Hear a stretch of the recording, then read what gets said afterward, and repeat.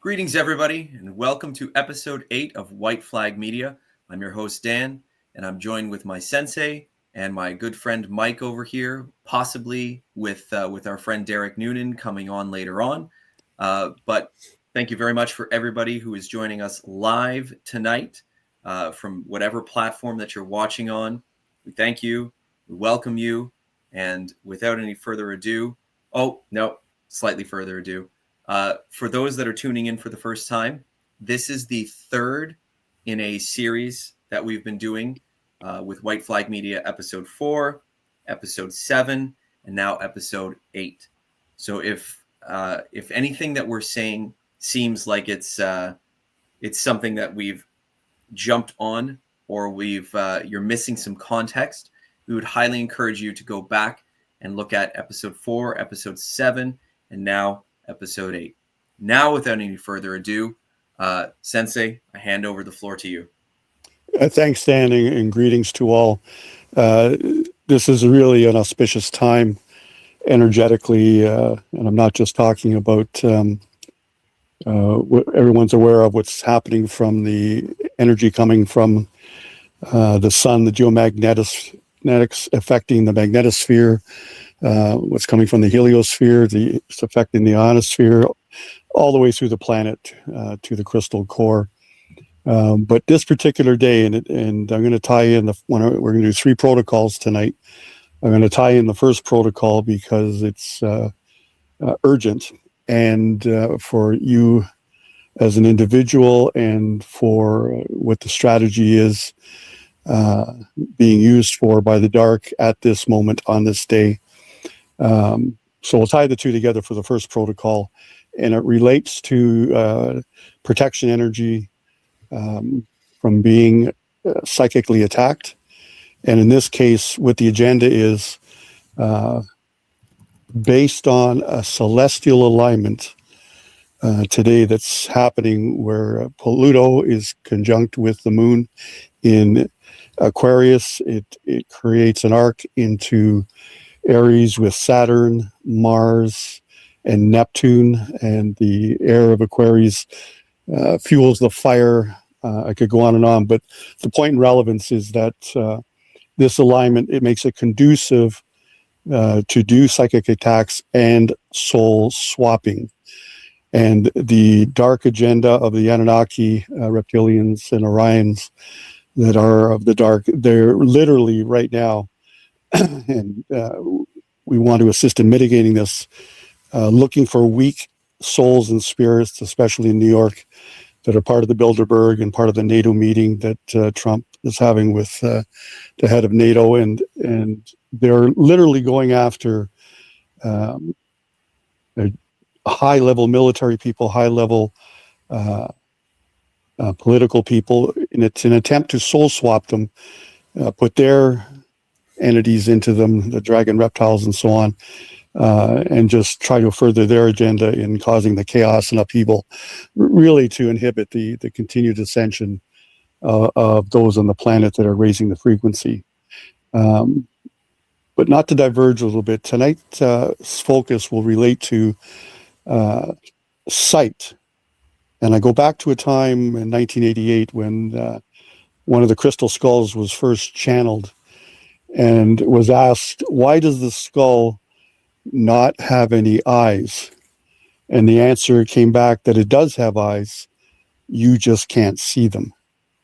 So anybody who has watched any of our material and is had their eyes open and awakened to the dynamics of the dark and the light over the past, if not 5 years, 30 years, you know that you have to become aware of unseen forces.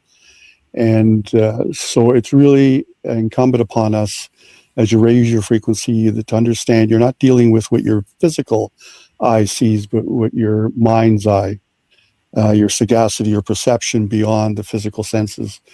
Because of the alignments, we can utilize that higher vibration to recalibrate with the DNA codes coming online to enhance our capabilities to do this type of action, which we've been asked to do. This is something that those that are of that or compelled to do this type of thing, you get better at it the more you do it. But in this case, I'll give you an example. People wondered why Bill Gates went from computers into vaccines. And in the early 2000s, he was soul swapped by the reptilians and became a whole different entity, personality, and the agenda. You've seen what that's turned out to be, to contribute to the world, eugenics, and so on. But coming to today and the alignments and the energy as it is, with the veil being lighter, the geomagnetics on the planet being thinner, this is what the Dark Anunnaki, Orion, and Reptilian group are attempting to do right now, to soul swap high-level military people, and they'll take anybody, and political people, and anybody who's not paying attention, especially those that are raising the frequency of the light. They will, they'll not miss any opportunity to look for ways to develop the fear and emotion and draw that energy to enhance themselves, but also to cause the chaos to, disrupt the harmony that's developing on the planet.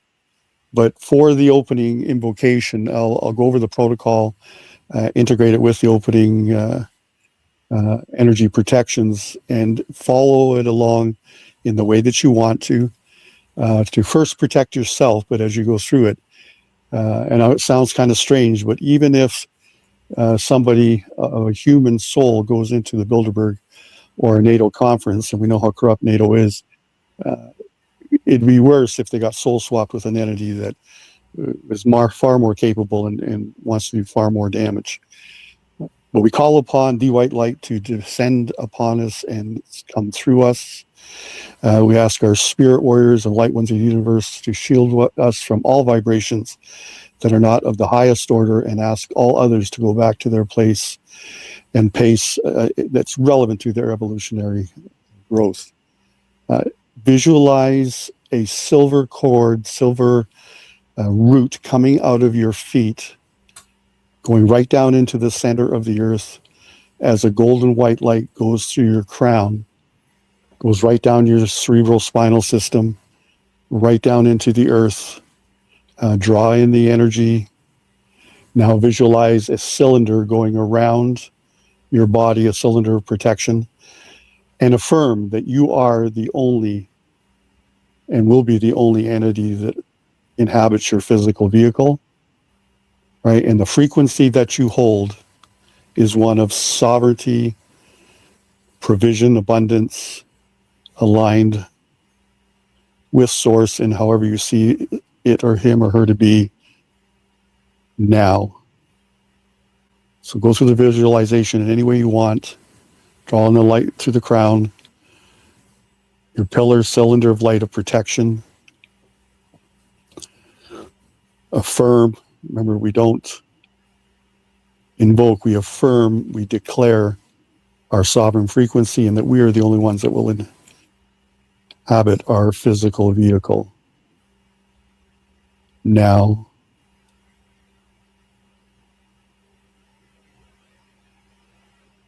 And if so compelled, now take that energy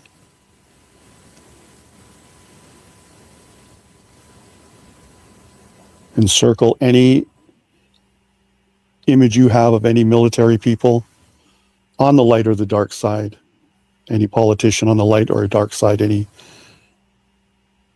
stakeholder, private person that's involved in any of this, from any infiltration of the dark from any source. Now.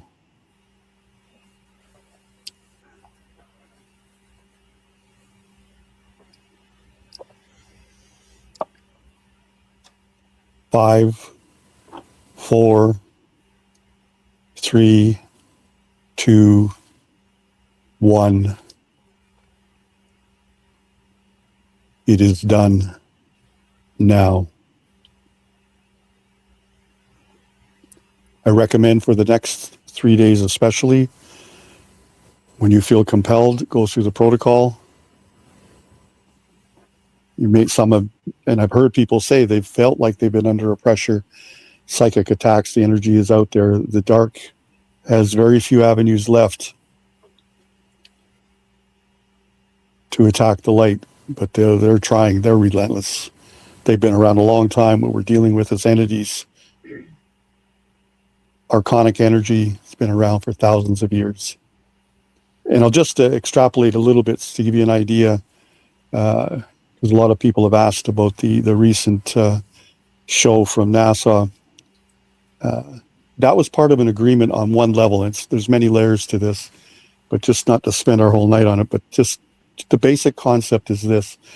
The old timeline was to draw people back, kind of like when you do your tax returns, for those that do them. What does it do? It makes you look back to the year, go through everything all over again and all the emotion that ties to it, draws out all that negative energy. It stops you from looking forward. The creative energy of spring. The real new year started when the sun moved into Aries on March 20th.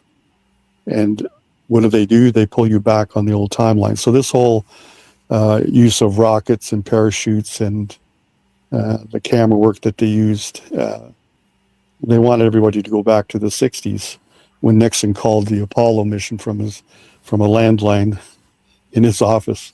But not to digress too much, the main idea was, by an agreement with the dark, for the dark of NASA, was to send human beings up there to recalibrate their DNA to the device that is no longer functioning on the moon, the archonic device that would cause a loop, that the souls that were caught would be sent back into a reincarnation loop. That has since been dismantled.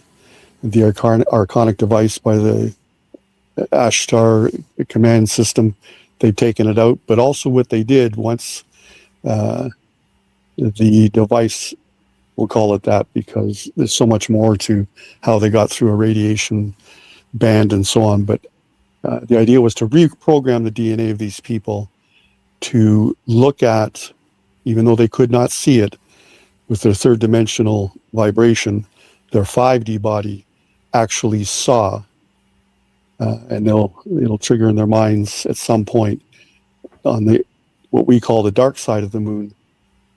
All of the devices, the ships, the laboratories that are stationed there by the Pleiadians, by the Ashtar Command, and Syrians, and so on.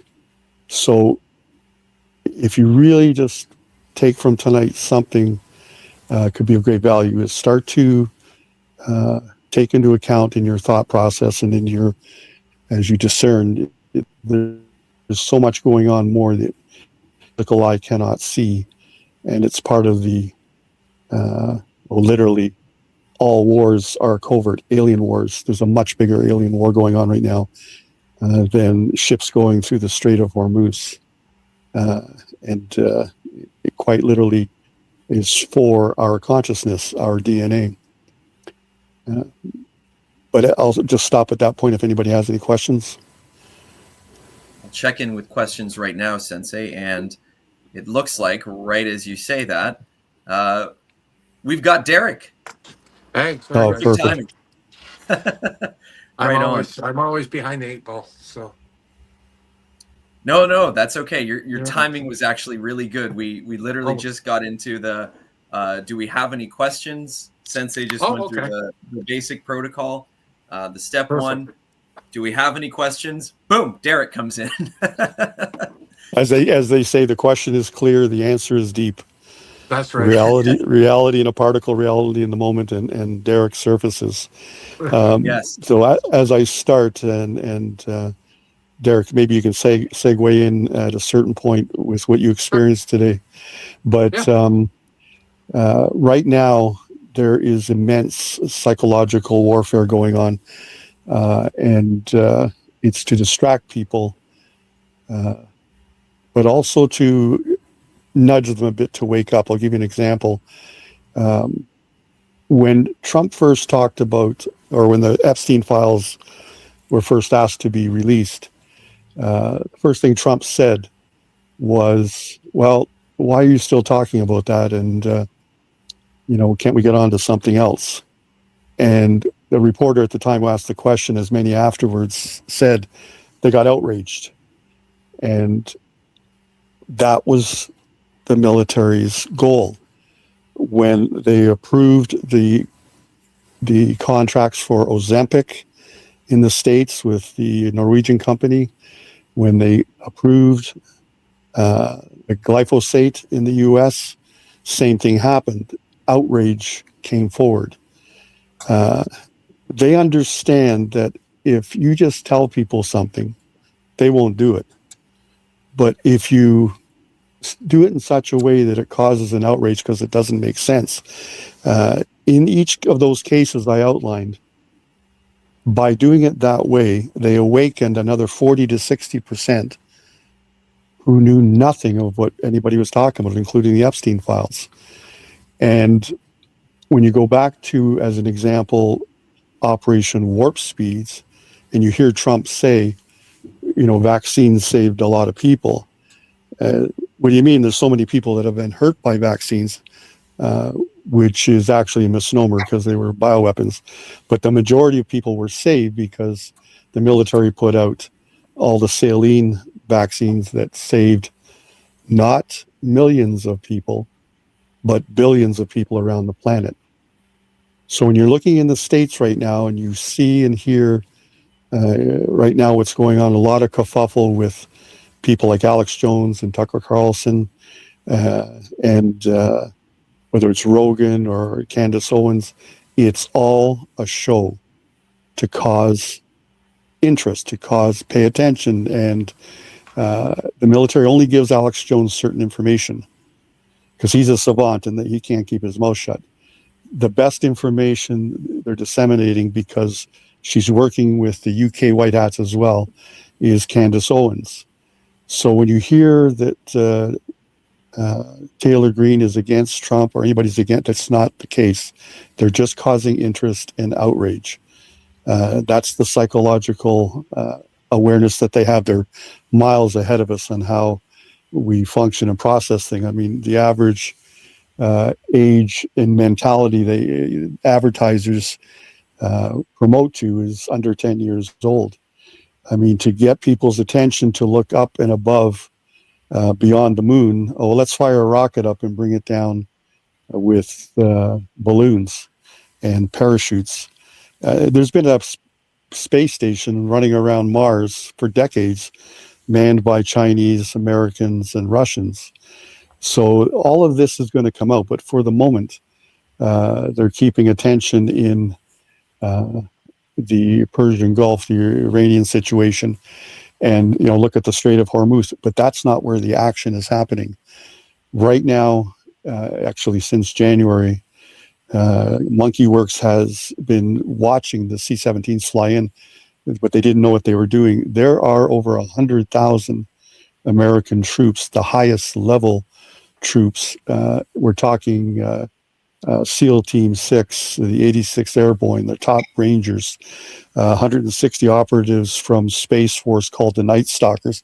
These are the top level kill teams from the American military, and they're not there to fight humans. So there's a lot going on that is a big effort to secure the Iranian Stargate, because that one in particular, the dark has lost it now. It's being secured. The last reptilians are being cleared out. But this will involve our second protocol tonight. But what was originally referred to as the diamond flame anchor in that Stargate is being reestablished, and it affects all other 11. So the 12 main Stargates, this one is one of the most important. But you're going to see a lot of things coming out with this alignment.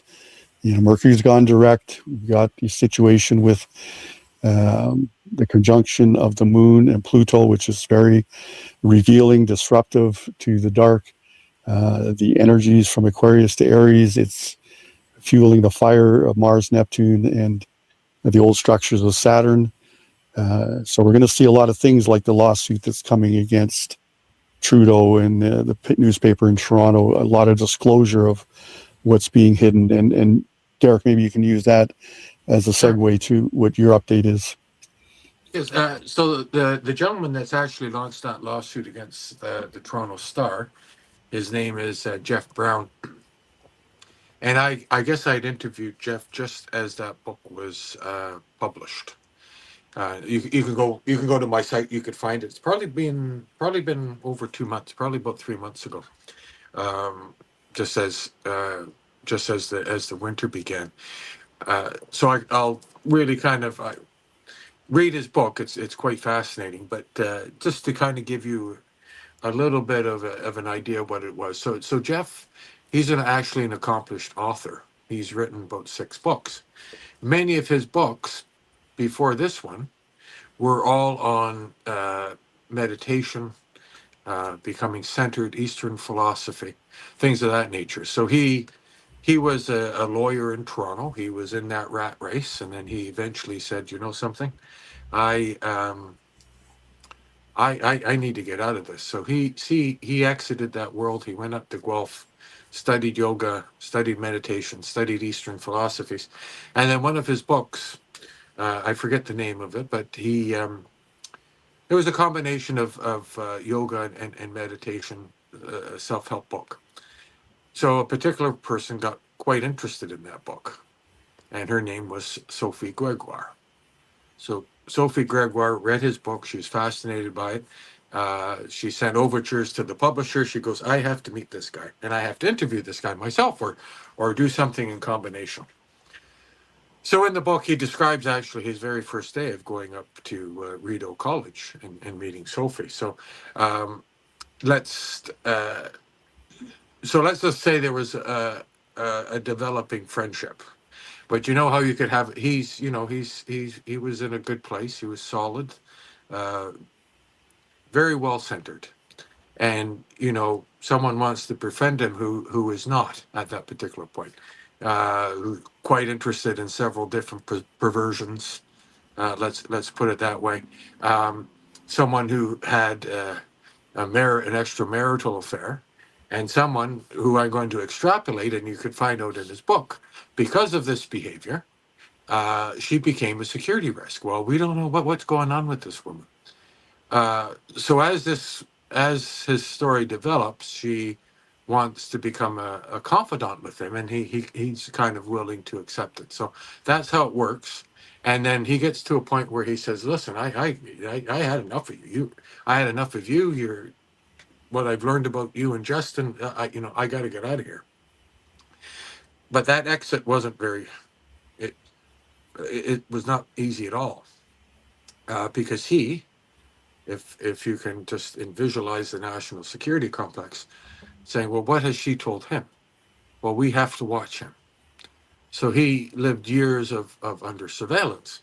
So he had all of these stories and everything. And then in the book, you have him referred to the binder, right? So he obviously, I'm going to put words in his mouth. He may challenge it, but I've had conversations with him. So I don't think originally he wanted to write the book about himself. He wanted somebody else to take this binder and all his stories and write the book.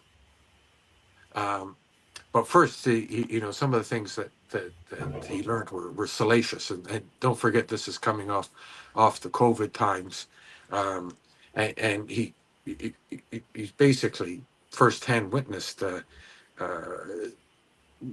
like an individual not sane enough to run a country is running a country, basically. So he approached several media outlets and say, "Hey, listen," because he's actually very honest, very down to earth, very quiet, very level-headed person.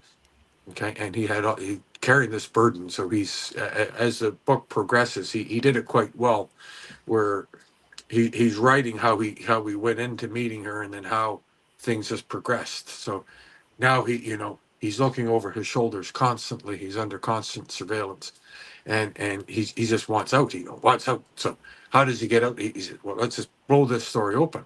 So obviously we aren't privy to actually what was in the lawsuit other than the first copy, but I believe there was obviously an agreement made that everything in that binder was going to be disclosed, and it wasn't. So I think that's where the lawsuit stems from. So I think the book has sold very well, still selling well. Now, obviously, it's not going to be advertised. It's not going to be pushed. It's a lot of it by word of mouth, just because of the contact and the power of these certain individuals to suppress things. But it's getting out there. In fact, actually, I think a local TV radio station. Um, was kind of talking about the book, so it's starting to get some buzz.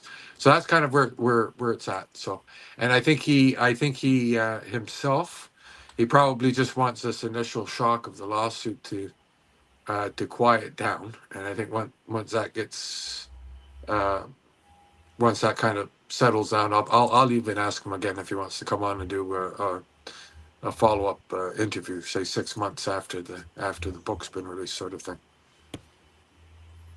Awesome. And you guys did something else today as well. Are you Yes. able to talk about that, or? Yeah, I'm certainly going to talk about that. I don't want to pat myself on the back, but today was a combination of an effort that I made 4 years ago. And what I say by that is it's an effort. It's a little bit more of a long, uh, kind of a long, not a long story, but in a sense, multi-layered. And we spoke with some very well respected individuals in the Falun Gao, who actually are involved with Shen Yu. And now Shen Yu, you may have seen advertisements for it. And Shen Yu is it's basically a show. It has I think over 100 actors or artists in the show, and it's a stage show. There's dance, but there's mentions of faith, spirituality, what China was before Mao, for example. So it goes back into the imperial dynasties of China, the art, the philosophy, and they want to keep that alive, uh, because right now, uh, so China, which was well written, many manuscripts, many things in the history going through, and just like all totalitarian dictatorships when they come in, all of that gets destroyed. And now, of course, these dance, the spirituality of Falun Gao, as well as the ancient arts of China, are now having to be displayed verbally in China and practiced without the watch of the CCP. So recently, these shows have been under attack, just like the movie that Mike and our group attended a month ago by a Japanese film producer, talking about Xi Jinping, where the show was interrupted. It was chaos to get the show aired, constant harassment, uh, computer hacks, everything. So what happened in this particular case with Shen Yu is bomb threats were called in to wherever theater that they had, constant bomb threats. And what happened is the owners of the theater, although they were reassured by police, they brought in dogs, they brought in everything. This was just a hoax. They're trying to cancel the show. Unfortunately, these theater owners have no courage and just say, "Well, I don't have anything to do with this," and canceled it. So this just hasn't happened this year. This has been going on for decades, absolute decades. Um, one of the things that I admire the most, because I saw this as a young man. Some of you on the air, not too sure who are, may not have been born yet, but Tiananmen Square. So those that you can research Tiananmen Square. It was a student uprising in communist China. Now this was way before the internet. Um, But it was also prior to China being granted by Bill Clinton onto the world stage with access to the World Bank, and then the opening up of the Chinese of China for business. And there is the one famous scene, many of you, when you're researching Tiananmen Square, you would see a student with a row of tanks coming through out front of the Forbidden City. So what he does is he decides to stand in front of a tank, and the tank stops, and he's staying there, non-violent, just staying in front of the tank. And you can tell actually he was praying at one point in time because he puts his hands together. So then the tank tries to go around him, and then he adjusts his position so he's in front of the tank. So there's that one episode of braveness confronting a tyrannical regime just by that simple act of standing in front of the tank. So that's bravery unsurpassed. So why I'm getting to this is eventually they built a replica of the Statue of Liberty. There was a lot of talk at this point in time in the world that this may be a crack in the Chinese, in the CCP grip on China, that the communist grip was starting to fracture. So how they handled it was as they used live ammunition, and then they just mowed down people, and then people had to escape from there. So people that have escaped China and have come to Canada, those stories are so important for us to hear. And you know, I wanted to make overtures about this. But of course, you have to be very careful. And with Chinese police stations and everything here now, that population is monitored constantly, and they could just disappear in the night. That is an eventuality. So when they're brave enough to come forward, yeah, today was that day that a partnership was formed now. We're going to work together, and I really want Canadians to listen to these people, because they've come to Canada now and they've seen everything that's happened, and they said today, right, Mike? They said it's do or die. Yeah. It's do or die in Canada now. So that's where we are with that, and themselves too. They're fractured. There's several groups that I've had to reach out to. There's a group primarily from Hong Kong. They look after Hong Kong issues. There's several other dissident groups that have had to really be careful within their own communities. Of course, we have Taiwan. Of course, we have the Uyghurs as well, and the Tibetans. So all of these groups are under constant stress from the CCP, although they're not even in China. So it's also a lesson to us, because Feng Shui is, and you're starting to see it in Canada. So the communist regime right now, they don't want people to remember what it was like before Mao. There was no history before Mao. No, we don't want you to know it.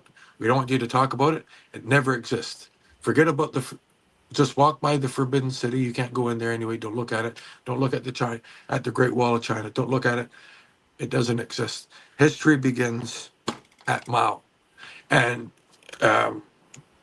that's how they want it. So if you perverse from that trajectory, that's why these Chinese police stations are there, because they do not want China in bad light, and they don't want their citizens, whether they're or ex-citizens or whoever, how they feel they're citizens of the CCP. They do not want anything to hinder them. Now, the reason why I say that is if you kind of slowly look at Canada, the passport's changed. The curriculum in school has changed. Sir John A. Macdonald is being boxed up, forgotten. Certain names in our history are being sort of erased, but erased by defaming them, or making them with their adjectives and forming their new history. So this is how totalitarian systems work, and it is an op. I'm glad Sensei brought that up earlier. It is a form of an op, because um, it, history somewhat connects certain people, right? If you chop that history away, then they become a piece of clay again, and then you can reform them, and have them think the way you want them to think. So these are things that we have to understand, because it's happening to us in front of our eyes, and you have to uh, listen to these people, and understand that it's here, and it's moving quite rapidly, quite rapidly. Yeah, and it's actually moving faster than they wanted it to move. Correct. And just to add on to what you've outlined, Derek, it's important for people to realize that, as I started, when you say CP, when you hear CCP, you're not talking about the real Chinese. When you're talking about the Iranian Guard, it's not the real Iranians, right? What Derek alluded to with what took place with Mao, that goes all the way to the City of London and the UK monarchy. It's all connected. There are elements that are outside of these, ethnic labels that have attempted to orchestrate from behind the scenes the evil that's manifested. I mean, you can go back as early as the 1200s when the Khazarians, the Ashkenazis, were in Spain and they got kicked out. And so they went into the Vatican, they went into Germany, and they ended up taking over the monarchy in the UK. But coming to now, the CCP, like all tyrannical governments, were taken over by non-human entities, as what's attempting to be done to military and NATO people and political people now, through these types of soul swap agendas. Given the opportunity, people are hijacked and abducted every 10 minutes in their mind if they don't have the discipline to control their thoughts. But strategically, we see a war going on the surface. Energy's been cut off, and I'll speak specifically to China now, because Derek's discussed this, and having gone through China 6 times, you'll never meet nicer people with a greater history that you don't know yet. And as Derek alluded to, it's trying to be snuffed out. But the energy has been blocked now from Venezuela and Iran going to China. China is, right now, their GDP has dropped 30%. They will collapse. There's actually 54 provinces there, and it's going to fragment so that everybody will have a chance to start again. The collapse is imminent all over the world in different forms, including the United States. As I alluded to in the last call, be ready for lockdown, shutdown for various reasons, not just the solar activity, but the new system being brought online.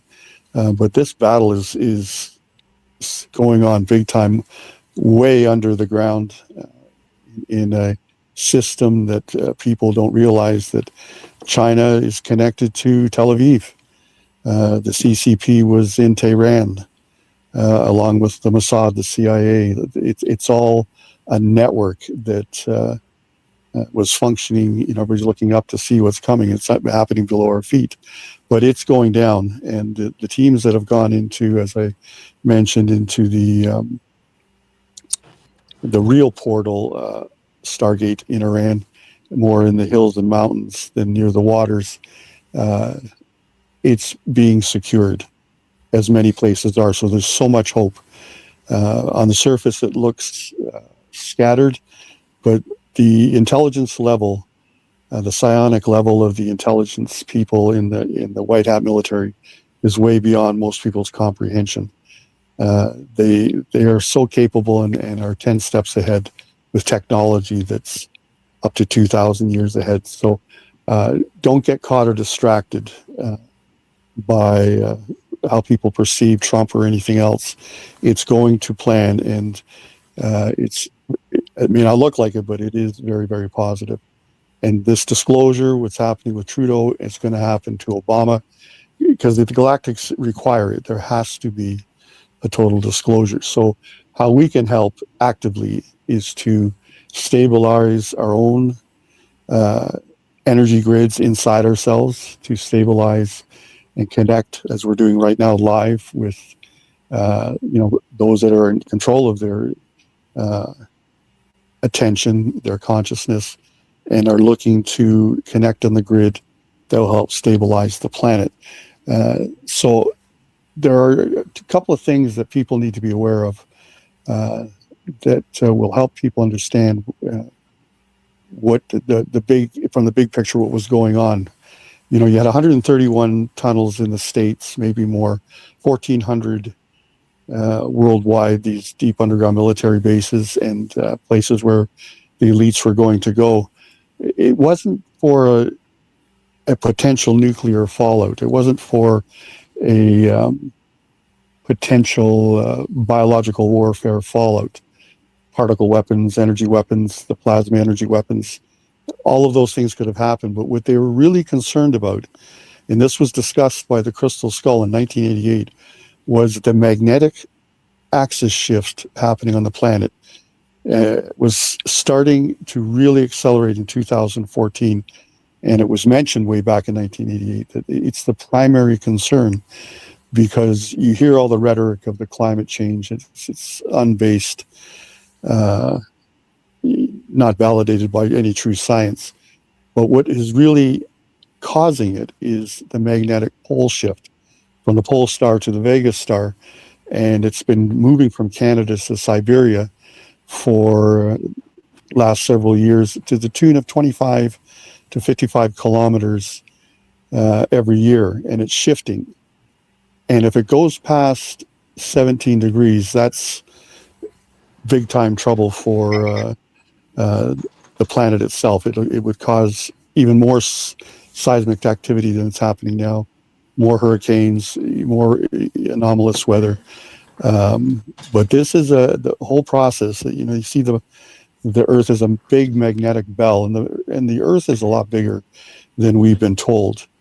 And there's, you can go into the history of Tartaria and the history of understanding how big trees used to be, how big people used to be, and so on.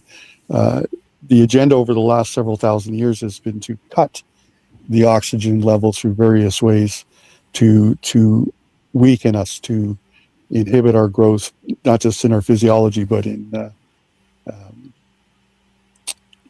just in our consciousness. Because if you can't remain healthy, your focus is not on expanding your conscious awareness and develop a sense of coherence with others, or a recalibration. So when we go through the second protocol, and this is the third step in the Giza Protocol, really take that into account, that as you stabilize yourself, we stabilize the grid in connection with others that are of like mind. We help to stabilize the planet as it goes through that shift. And I explained on the last call why a part of this is happening, is what's coming in 2033. But it's powerful stuff, and it's all frequency, it's all energy, it's electric, it's magnetic. And we are here with our tone, our signature in frequency to help stabilize that transition. So Dan, if there's no questions, I'll get into the second protocol. I believe that there's no questions from the live. Yep. We're all good to dive right into the second protocol, Sensei. Okay. All right. So don't do it in a sense of following what I'm going to outline. Just if it resonates, integrate some of these points of reference. But you will know inside what part of it will interest you and feel you compelled to work on more. But as always, when you get yourself out of a beta level mindset, you get to alpha, theta, delta, gamma, lambda. Your goal is to ultimately get to the gamma level. But just to get out of the regular conscious, limited perception of existence, where there's time, a linearity. Um, there's the boxes. There's the and any way you perceive the emotional feeling of being limited. And there's an aspect to you that's functioning in the fifth dimension, and your higher mind is communicating with you through the sixth dimension.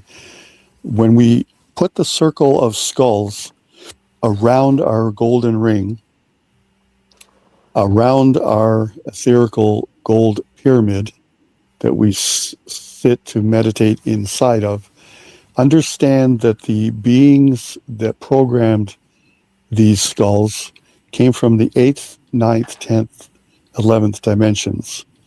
So to expand your perception, take it out of the normal day, so to speak, always consider the 12 original source energies, the 12 primary chakras, the 12 suns, the seventh sun, the Alcyon in the Pleiades going through our sun is seventh dimensional. It affects us big time. Think about this 12 strands of DNA. Start to not invoke, but declare you are in alignment if it resonates. You blend these energies in bringing down white light through your spine, which is full of things that are beyond our conscious comprehension right now that are being awakened.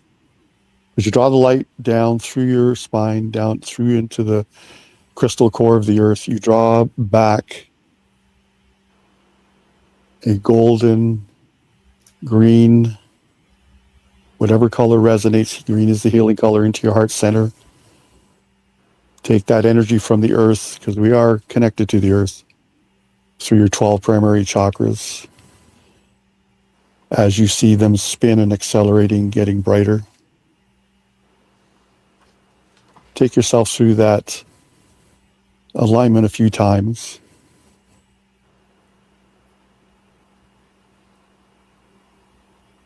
Then begin to see inside the pyramid your torus field. Envision like a fountain going through the top of your head, down through your body, out and back up again, circles around. And start to spin the pyramids of your tetrahedron and your Merkabah,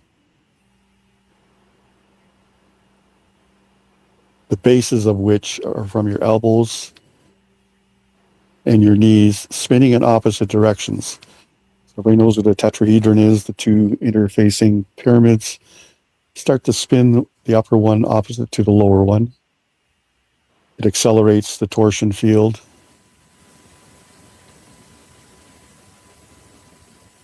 And you become aware with your alignment. The energies coming from through the crown, from the 12 suns, coming up from the earth. All these energies are blending. You take it down your spine, up your chakras.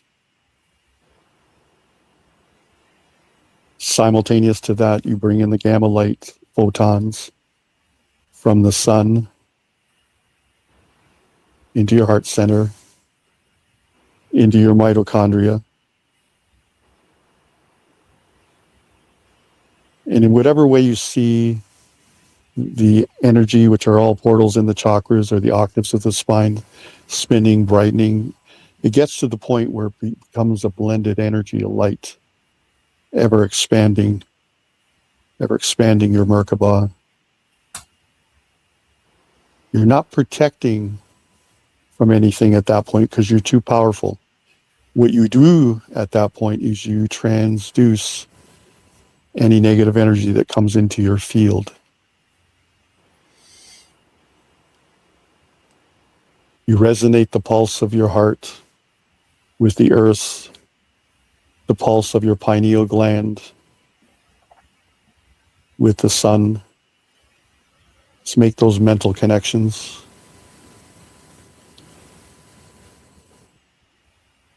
As you strengthen your toroidal field, you envision, you realize you have not just an etherical pyramid around you, you have an etherical pyramid inside your head. Just envision the king's chamber, the queen's chamber, the destiny chamber.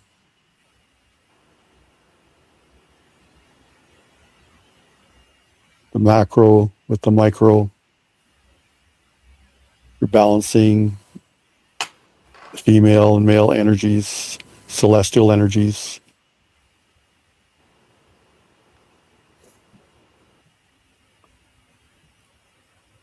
And then you work on the elements and you see and know the fire element of your tetrahedron as it spins, fire of life, the earth element of the hexahedron, oxygen of the octahedron. See those geometric shapes on a subatomic level.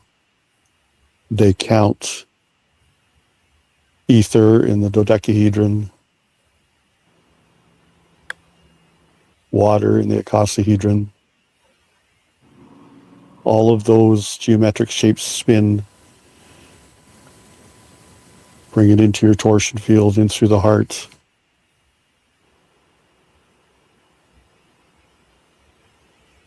So you're integrating, aligning, organizing your energies through all the sacred geometry. You've incorporated the ratios of pi, of phi, and you want to now in the third protocol bring in the vesica piscis, the two interfacing circles at each other's center. You're going to develop an energy frequency wave based on the ratio of the square root of 3. In the ancient numerology, it's worth looking at the numerological meaning of 265 divided by the 153. That 1.732, those ratios help to develop that standing wave, that energy wave that will emanate out with the geometric shape from your heart center and from your ajna, the brow chakra.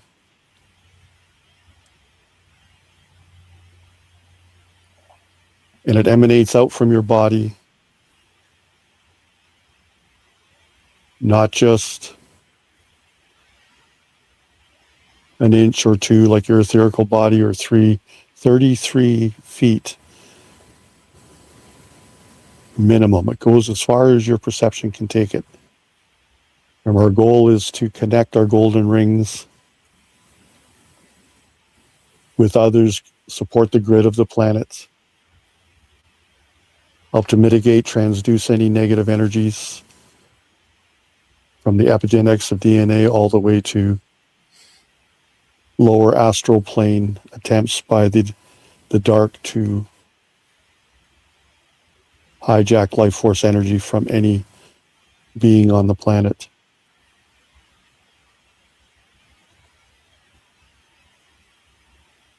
And at the same time,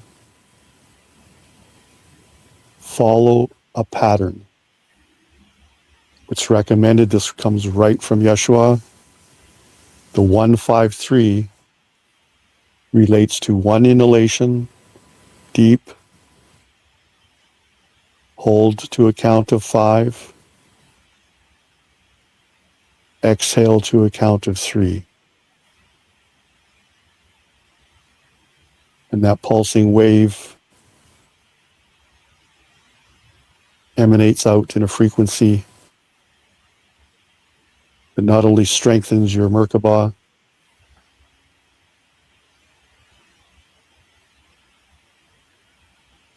protect your DNA field, can go out as far as you project to interface with others to strengthen the grid on the planet.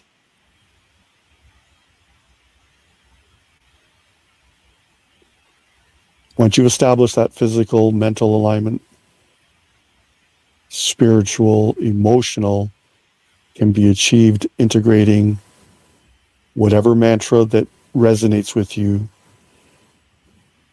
But in the ancient Western Aramaic, they use the word kadish.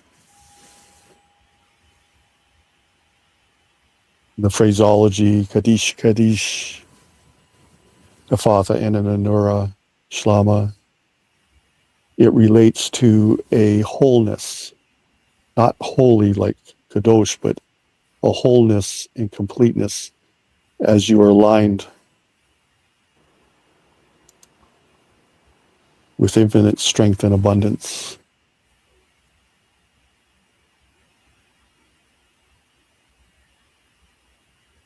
And instead of the outside influences affecting your internal vibration and frequency, you are projecting out.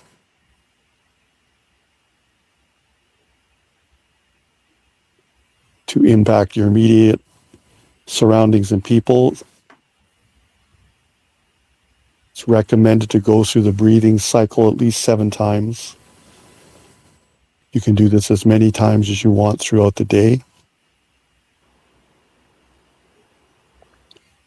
But one balanced light worker, if you will,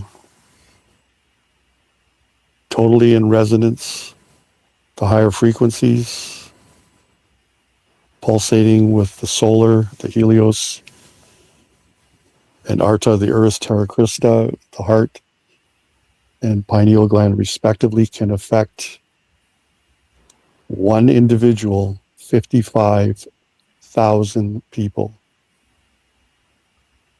So never think you don't count.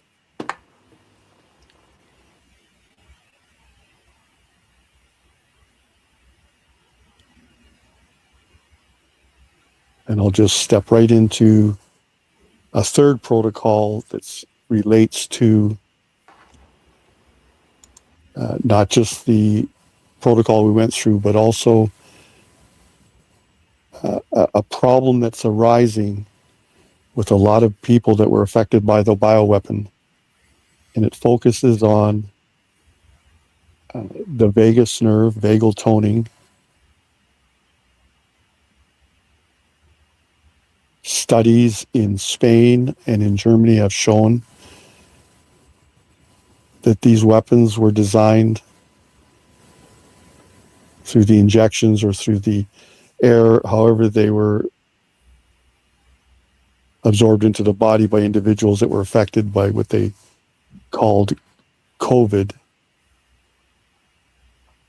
actually attacked the vagus nerve, which is so important in the physiology of your nervous system.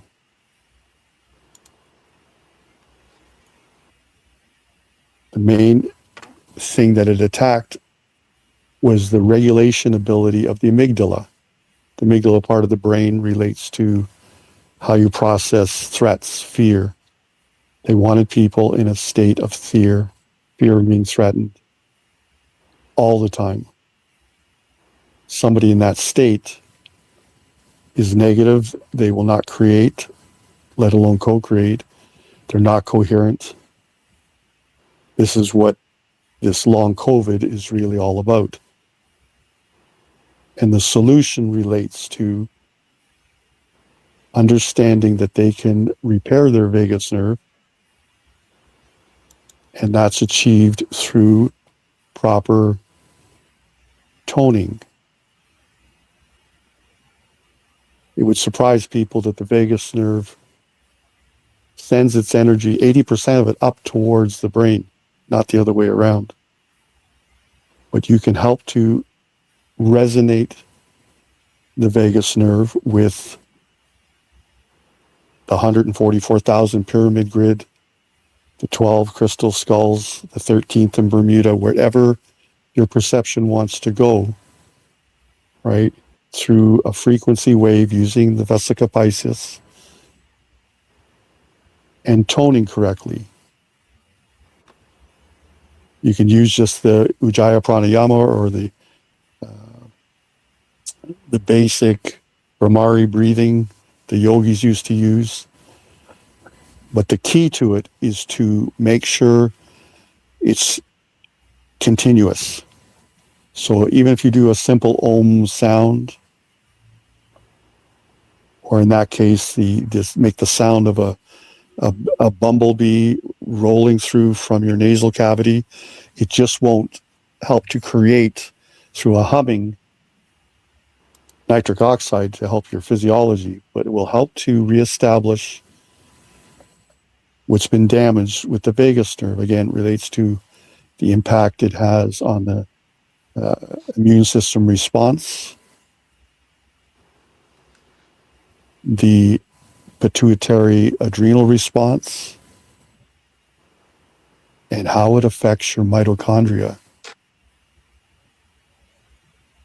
This is more powerful than any substance you can take to help to correct this. And for those, even if you are not in any form of discipline of yoga or Tai Chi or any energy work, you already have the ability, if you just organize it. The basic idea is if you see your fingertips from the index finger, air, fire, water, earth, the elements flow through your body. We call it embracing the tree. You can take your fingertips, your index finger on your eyebrows, your middle finger over your eyes, your ring finger over your nose, and put your thumbs behind your ears. And then at that point, just draw a big breath in, create a tone of a hum, and drop it down, lower the tone as you literally swallow the vibration. I guarantee you, if you work with this, you will feel different even after 1, let alone 33. Make it a priority to increase your frequency through these methods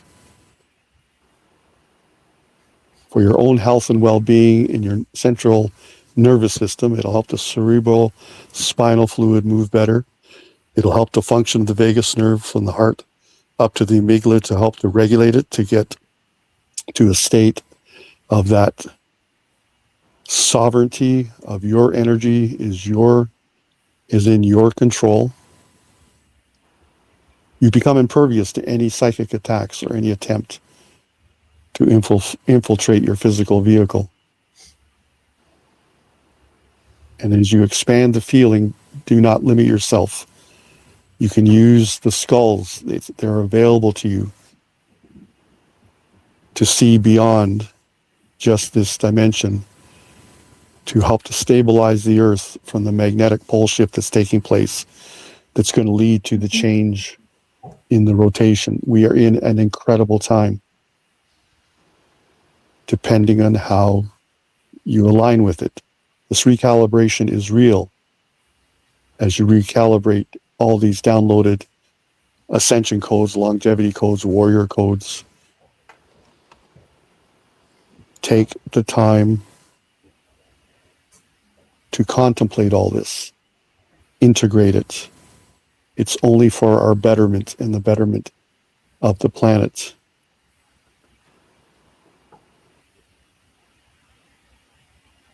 So I'll review, Dan, step 1, 2, and 3. But is there any questions at this moment? There were not any questions in the chat, Sensei. And I would say to anybody who is here live with us, if you do have questions, you can put it in the comment section. I'll be able to read them, whether you're on YouTube or Rumble, wherever. You can just put them in there. But I don't see any here, Sensei. So I'm sure everybody myself included, would love a quick review and overview. That would be excellent. So step one is to align oneself to protect against a specific psychic attack or an attempted infiltration of one's physical vehicle.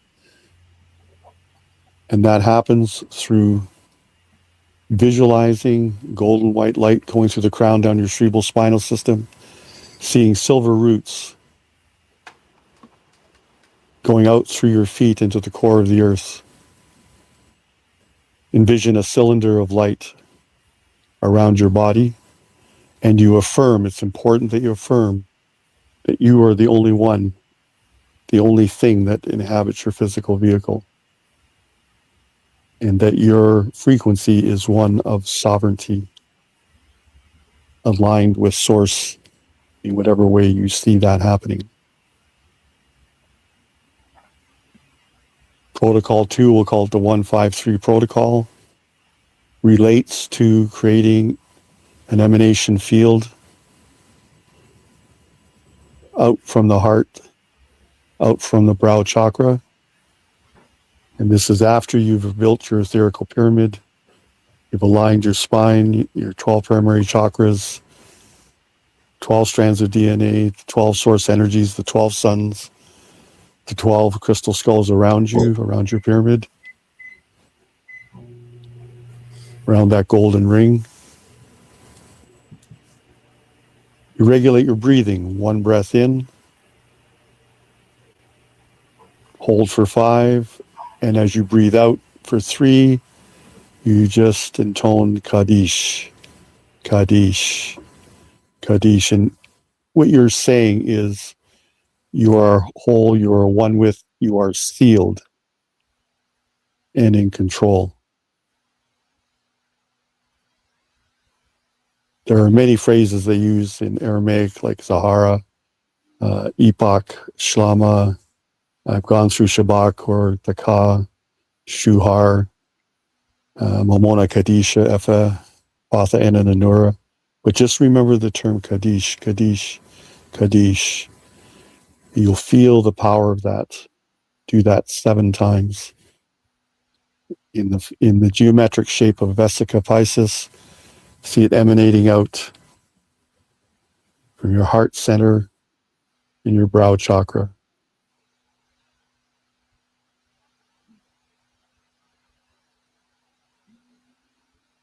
Understanding that we are magnetic and electric. We are affected by what's happening with the earth. The 3rd step, we want to really internalize, control the tone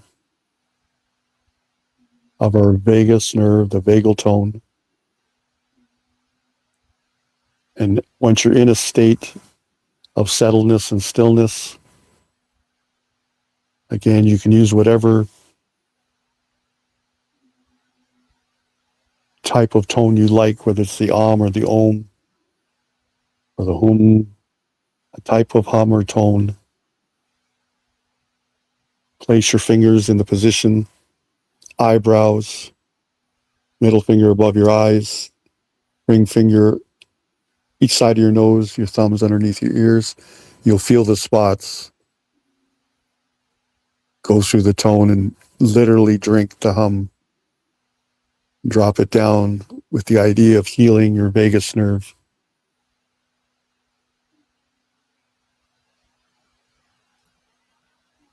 We're in a holographic universe. We are and have the potential to use the symmetry of the sacred geometry in the pyramidal structure and the toroidal structures.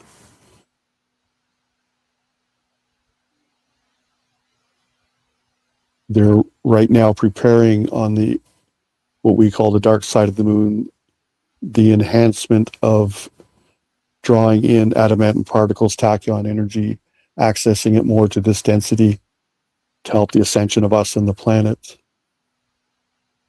You can see that coming in through your pyramid.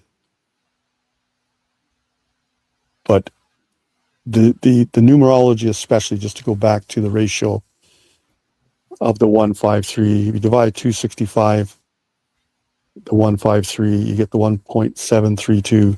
Interesting how that 17 shows up again, and as a limit in balance to the pole shift, magnetic pole.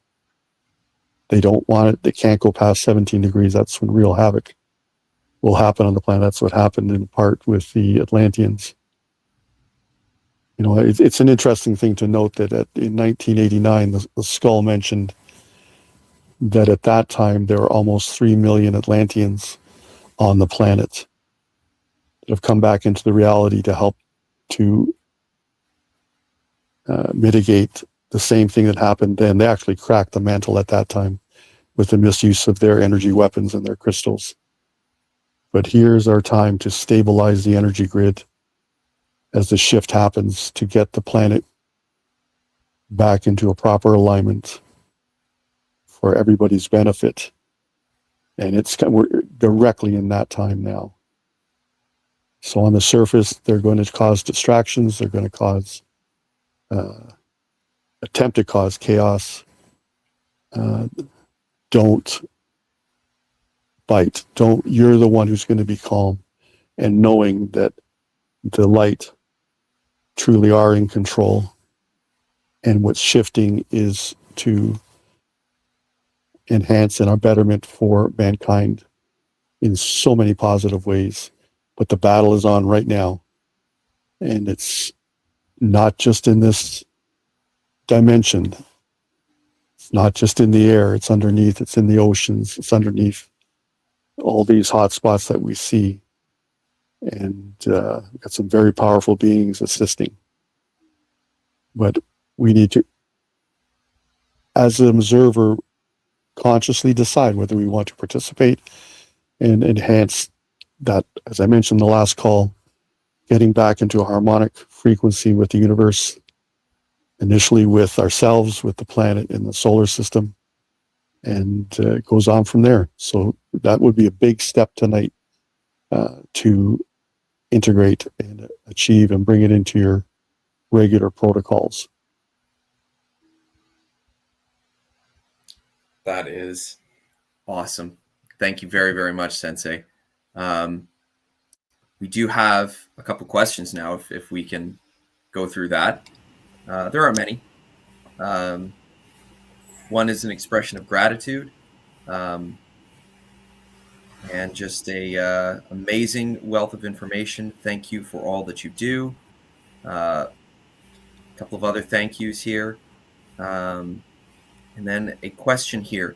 With the practice of the fingers in the face and the Om sound, does the pinky go anywhere like anywhere specifically, or are they kind of pointed towards each other, like with the embrace the tree? Well, you just gave the answer, so I was leaving that for people to recognize. But yes, they point towards each other. Okay. So eyebrows with the index, middle eyes, the ring finger on the nose, pinkies face each other, thumbs underneath the ears, and it's movable, like where they'll feel themselves being moved. But yes, essentially they face each other. Awesome. That was great. And then incredible information. I've heard this time as the time to slow and stop the karmic wheel. Does that connect with this work? Absolutely, and especially now that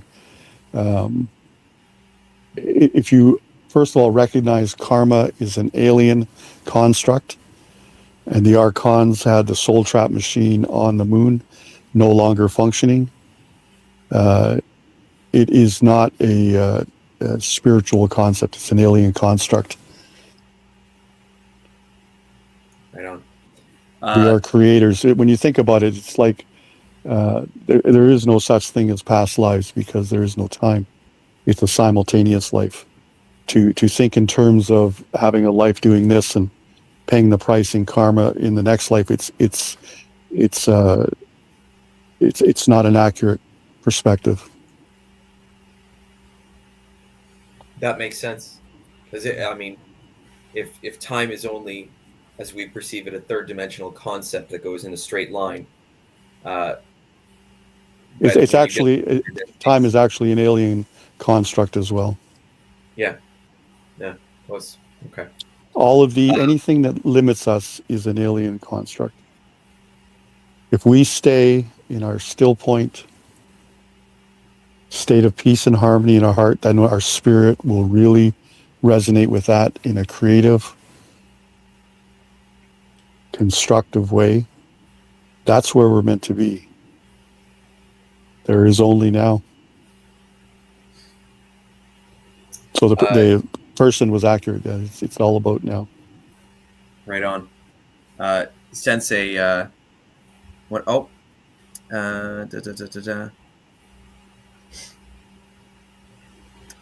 Question here is, I didn't quite understand the fingers either. Not sure about the pyramid. I normally just have a sphere around. I guess we can modify it for ourselves? Question mark. Absolutely. Awesome. Absolutely. Just on a subatomic level, though, the sacred geometry, the pyramid is the strongest structure. And it's interesting because in the 153, which they call a triangular number, the integers of the 153 add up to, when you go from 1 to 17, add up to 153, it adds up to itself. So as a construct, the circle inside the square with the pyramid inside, any way you want to do it. But yes, it's not just, I would not limit oneself just to the sphere. All of these geometric structures have their place in their meaning. But our Merkabah is in geometric sense, two pyramids interfacing. And once you get the two pyramids spinning in opposite directions, it becomes like a torsion field like nothing else. So it's something that is available to us. The sphere will emanate naturally as our Merkabah. So, but yes, any way anyone wants to do it.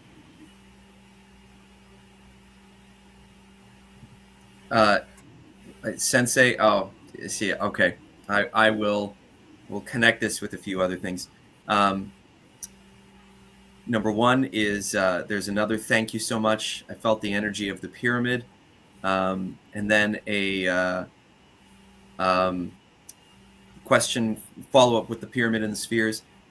Triangular pyramids, correct? Correct. But remember, the Great Pyramid itself has 8 sides. Interestingly enough, there is really a resonant vibration between. And I was going to save this for another time, but it's a good question. There's a resonant vibration between the crystal skulls and the Great Pyramid in the Hall of Records underneath the Sphinx. So it really is where one feels compelled to go. If you go into the King's Chamber, you have available to you the 8 cylinders that are underneath the Great Pyramid that go down 600 meters, and you just ask to integrate whatever frequencies will enhance your capabilities of where you're at this time now. Or from the Hall of Records with the Firestone. And there is a Hall of Records in the Bermuda Triangle, Bimini. There's a Hall of Records in the old part of Mexico. Remember, the crystal skull was discovered in Belize, Lubautin. When you go to that site, you can feel it, but these sites are all connected, like Tikal in Guatemala. If you go to the Temple of the Jaguar, you will feel the connection, and no different like Teotihuacan to the Giza Plateau. You go to one, you go to all of them. So the sky is the limit doesn't even do its service. If you go to Bell Rock in Sedona and you hit the portal, you'll end up in Australia. If you go to Puerto del Hayamarco in Peru and you walk through that door, you could end up in Giza. So you just open your mind and imagination as to where and what resonates with you. It's quite interesting.